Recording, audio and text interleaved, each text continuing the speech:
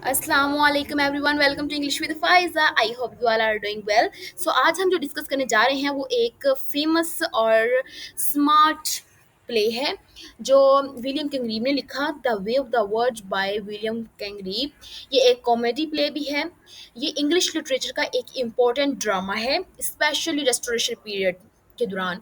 Restoration period यानी कि 1660 1660 का जितना भी टाइम पीरियड है वो रेस्टोरेशन पीरियड कहलाता है। और उस पीरियड के दौरान फेमस प्ले राइट विलियम गरीब थे। इन्होंने ये कॉमेडी लिखी, कॉमेडी ड्रामा लिखा। इसको रेस्टोरेशन कॉमेडी भी कहा जाता है, इसको कॉमेडी ऑफ मैनर भी बोलते हैं। और ये एक ऐसी कॉमेडी होती है, ये ऐसा प्ले है जिसके अंदर अपर क्लास के लोगों के जो मैनर्स होती है, उनके जो अलावा अफेयर्स चल रहे होते हैं और उनकी जो शो ऑफ लाइफ होती है, जो अपनी लाइफ को ज़्यादा शो करवाते हैं और फेकनेस से जो भरपूर उनकी ज़िंदगी होती है वो इसमें दिखाई गई है। और उनकी जो शो ऑफ लाइफ है ना, वो बड़ी फ़नी और क्लेवर वे में दिखाई गई है और उनकी बातें जो है वो बहुत फ़नी अंदाज में दिखाई गई हैं, इसलिए इसको कॉमेडी का नाम दिया गया है। और मज़ाहिया स्टाइल में उनके डायलॉग्स होते थे, वो बहुत फ़नी तरीके से डायलॉग्स को बोलते थे लेकिन सीरियस बातें करते थे। उनकी बात सीरियस होती थी लेकिन वो फ़नी अंदाज में करते थे, इसलिए इसको कॉमेडी ऑफ मैनर बोला गया है। जैनर जैनर इसका जो है वो रेस्टोरेशन कॉमेडी है और कॉमेडी ऑफ मैनर है। और ये ड्रामा रिटर्न हुआ था 1669 के अंदर, यहाँ पे मेंशन नहीं किया गया, लेकिन ये ड्रामा 1669 के अंदर ये रिटर्न हुआ था। और पब्लिश ये 1700 के अंदर हुआ था during restoration period. Restoration period के दौरान ये फर्स्ट टाइम स्टेज पर परफॉर्म किया गया था। और जो राइटर था वो विलियम कंग्रीव थे, ये फेमस प्ले राइट थे उस दौर के। रेस्टोरेशन पीरियड के दौरान ये फेमस प्ले राइट थे, इन्होंने बहुत से ड्रामे लिखे थे। और ये जो विलियम कंग्रीव हैं, इनकी अब बायोग्राफी देख लेते हैं। 1670 में ये यानी कि 1670 में ये पैदा हुए थे और 1729 1729 में इनका इंतकाल हो गया था। ये जो थे रेस्टोरेशन पीरियड के सबसे इम्पोर्टेंट प्ले राइट में से एक थे।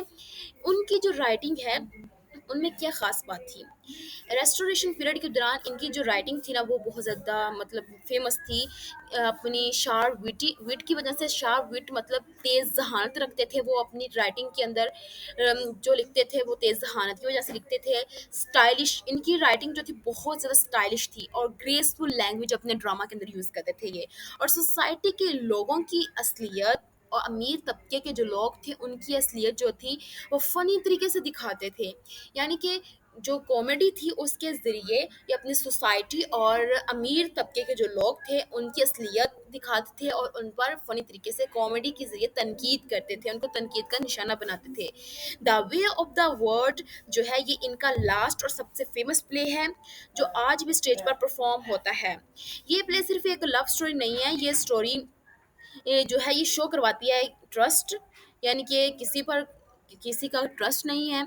ये हर एक दूसरे शख्स को चीटिंग कर रहा है उसके साथ, मतलब उसको धोखा दे रहा है। और रीच लोगों का डबल फेस इसके अंदर दिखाया गया है कि अमीर तबके के लोग हमेशा डबल फेस रखते हैं।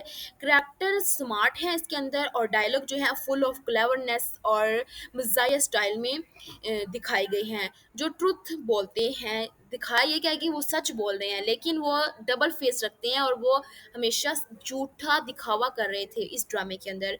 और उनकी ब्यूटी और मनी से उनका सारा तल्लक जो था उनका उनकी मनी के साथ था। उनका मटेरियलिस्टिक चीज़ों पर ज़्यादा फोकस था, हर एक को लालच थी, लस्ट थी कि मनी मेरे पास आ जाए।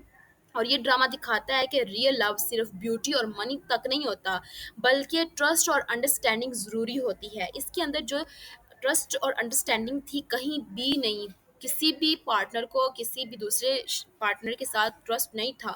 हर एक दूसरा जो था वो तीसरे शख्स के साथ अपना अफेयर चला रहा था और लालच बस इसमें दिखाई गई है। कुछ मेन कैरेक्टर्स हैं वो देख लेते हैं। सबसे पहला कैरेक्टर है हीरो, जो है इस कैरेक्टर का वो है Mary Bell. Mary Bell hero of the play है, मेल कैरेक्टर है। मैरी बेल एक इंटेलिजेंट, विटी और चार्मिंग जेंटलमैन है। वो मेलीमेंट से मोहब्बत करता है लेकिन उससे पहले उसका अफेयर एराबेला के साथ चल रहा होता है। एराबेला लेडी विशवुड जो है उसकी बेटी होती हैं और वो इसको पसंद नहीं करती। मैरी बेल जो है वो उसकी ईगो हर्ट होती है और वो कहता है कि मैं तो अब इसी खानदान में शादी करके दिखाऊंगा। वो मिलीमेंट जो है उसके साथ अफेयर चला लेता है और उससे कहता है कि हम शादी कर लेते हैं, मैं तुमसे मोहब्बत करता हूँ।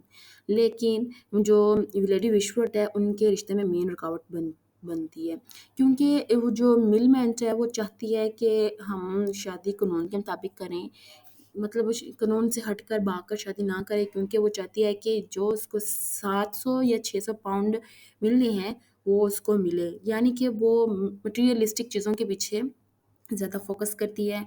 कहती है कि वो हमें ज़रूर मिले, मैं मुझे अपनी दौलत से हाथ ना धोना पड़े। उसके बाद इसका जो करैक्टर है ये शो करता है सिंबल, लव, विट, प्लानिंग।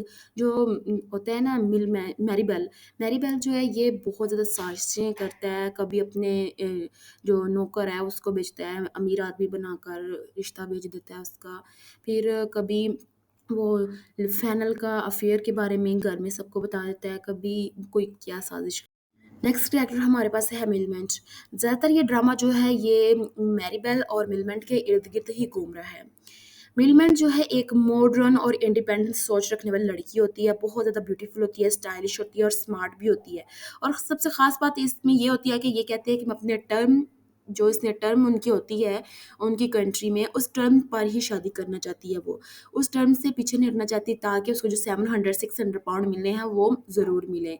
और इसी वजह से वो फैसला करती है कि वो अपने कज़न सर विल्फ जो है उसके साथ शादी कर ले, ताकि उसकी जायदाद जो है ख़ानदान से बाहर ना जाए और उसको अपनी जायदाद से हाथ ना धोने पड़े। तो उसके बाद जो होता है मैरीबेल वो बहुत ज़्यादा साजिशें करता है मिलमेंट के साथ शादी करने के लिए। ये जो होती है ये 18th सेंचुरी की वुमेन जो है फ्रीडम, उनकी जो आज़ादी है उसको सिंबल कर रही होती है। और इसके जो डायलॉग होते हैं बहुत बोल्ड होते हैं, कॉन्फिडेंट होते हैं। ये सिंबल कर रही है फीमेल इंडिपेंडेंस, यानी कि औरतों की आज़ादी को सिंबल करती है, फ्रीडम ऑफ चॉइस को सिंबल कर रही है। लेडी विश्वट नेक्स्ट कैरेक्टर हमारे पास आता है लेडी विश्वट। लेडी विश्वट मिलमेंट की खाला थी और एरिबल की वालदा थी। लेडी विश्वट जो है वो एक और ड्रामेटिक वूमन थी, अपनी ब्यूटी और अपने सोशल इमेज को लेकर बहुत ज़्यादा ऑब्सेस्ड थी, यानी कि अपनी सोशल स्टेटस जो है, सोशल इमेज जो है उसका बहुत ज़्यादा ख्याल रखती थी। जब मिलमेंट आके अपनी आंटी से कहती है कि मुझे मैरीबेला से मोहब्बत है, मैं उससे शादी करना चाहती हूँ, तो ये इनकार कर देती है, क्योंकि ये मैरीबेल से नफरत करती है, उसको पसंद नहीं करती और उनके रिश्ते के दरमियान ये रुकावट पैदा करती है। किसके? मिलमेंट और मैरीबेल के जो रिलेशन चल रहा होता है उनके दरमियान बड़ी रुकावट का बात ये बनती है। जब ये इनकार करती है तो मिलमेंट की ईगो हर्ट होती है, तो वो बदला लेने के लिए प्लान बनाता है, बहुत मनसूबे बनाता है, जिसमें ये इजीली फूल हो जाती है। ये अपने ही वैंटी की वजह से बहुत ज़्यादा ड्रामा करती है और उसी ड्रामे में खुद ही उलझ के रह जाती है। डॉक्टर जो हमारे पास है वो मिसेस फैनल। मिसेस फैनल जो है उसका पूरा नाम एरिबेला है। एरिबेला जो है वो लेडी विशवट की डॉटर है और मिलमन की कज़न है, और मैरीबेल के साथ इसका अफेयर चल रहा होता है। मैरीबेल की एक्स होती है ये जो है वो बहुत ज़्यादा समझदार और स्ट्रॉन्ग वुमन थी। ये जो है मैरीबेल से पहले मोहब्बत करती होती है, लेकिन इसकी शादी जो है वो फैनल के साथ हो जाती है। अब ये मैरीबेल के साथ स्ट्रॉन्ग यानी कि क्लोज फ्रेंड के तौर पर बस रहती है। जो कि इसका शौहर फैनल है वो बहुत ज़्यादा सेल्फिश है, और फिर भी एरिबेला स्ट्रॉन्ग और डिग्निफाइड रहती है। वो मैरीबेल को सपोर्ट करती है और उसके प्लान में हेल्प करती है, लेकिन इसका जो करैक्टर है वो सिंबल कर रहा है मेच्योरिटी, लॉयल्टी और स्ट्रेंथ को। नेक्स्ट कैरेक्टर जो हमारे पास है वो है लेडी विश्वट का दामाद फैनल। फैनल जो था वो लेडी विश्वट का सन इन लॉ था, इनका दामाद था और एरिबेला का शौहर था, और इसका अफेयर चल रहा था लेडी विश्वट की बेस्ट फ्रेंड मिसेस मार्वुड के साथ। और बाद में ये अपनी वाइफ को ब्लैकमेल करना शुरू कर देते हैं और लेडी विश्वट को भी ब्लैकमेल करता है और बहुत ज़्यादा स्कीमिंग करता है, प्लान बनाता है दौलत को हासिल करने के लिए, दौलत हड़पने के लिए। नेक्स्ट कैरेक्टर जो है हमारे पास वो मिसेस मार्वुड। मिसेस मार्वुड जो थी वो लेडी विशवट की बेस्ट फ्रेंड थी, लेकिन सीक्रेटली जेलस और इविल माइंडेड वुमन थी। मिसेस मार्वुड जो थी वो एक इंटेलिजेंट थी, लेकिन बहुत ज़्यादा जेलस और रिवेंजफुल वुमन थी, स्कीमिंग वुमन थी, बहुत ज़्यादा स्कीम बनाने वाली वुमन थी। वो मैरीबेल से मोहब्बत करती थी, लेकिन जब मिलमेंट को वो चुनता है तो उसके खिलाफ साजिश साजिश करती है, उसके खिलाफ प्लान बनाती है, स्कीम बनाती है, अपने ही करके दिमाग के साथ अफेयर चलाना शुरू कर देती है। यानी कि इसका अफेयर फैनल के साथ चल रहा था, जो मैरीबेल एरिबेला के हस्बैंड थे और लेडी विश्वट के दामाद थे, उसके साथ इसका अफेयर चलना शुरू हो गया। उसके साथ मिलकर ये सब कुछ बर्बाद करना चाहती थी और सारी दौलत खुद हड़प करना चाहती थी। इसका जो कैरेक्टर है जेलसी को शो कर रहा है, रिवेंज, सीक्रेट, हर्टेड और लो ये रिवेंजफुल वुमन को शो कर रहा है इसका करेक्टर। ये इसके सिंबल भी रिवेंज, सीक्रेट हार्टेड और स्कीमिंग वुमन, ये इस सिंबल शो कर रहे हैं इसका करेक्टर जो है। Thank you so much for watching this video. आज की इस वीडियो में हमने कॉमेडी ऑफ मैनर को डीप एक्सप्लोर किया है, और the way of the word जो ड्रामा था, कॉमेडी ऑफ मैनर था, इसको हमने डीप एक्सप्लोर किया है, इसको इजी वर्ड में समझने की कोशिश की है, इसका बैकग्राउंड समझा है, इसके राइटर के बारे में, विलियम कंगरीब के इंट्रोडक्शन के बारे में देखा, और इसके फेमस मेन कैरेक्टर जो थे उनके बारे में देखा, और उनका कहानी के अंदर क्या रोल था वो देखा। और थीम्स, और नेक्स्ट वीडियो में हम इसके थीम्स, सिंबल्स और इसकी समरी और प्लॉट के बारे में एक्सप्लोर करेंगे, और इजी वे में एक्सप्लेन करूँगी मैं इसको। अगर आपको ये एक्सप्लेनेशन पसंद आई है तो प्लीज़ लाइक करें, शेयर करें और चैनल को सब्सक्राइब करना मत भूलिएगा। नेक्स्ट वीडियो में मिलते हैं, तब तक के लिए stay tuned with English with Faiza. Keep learning, keep growing. अल्लाह हाफ़िज़।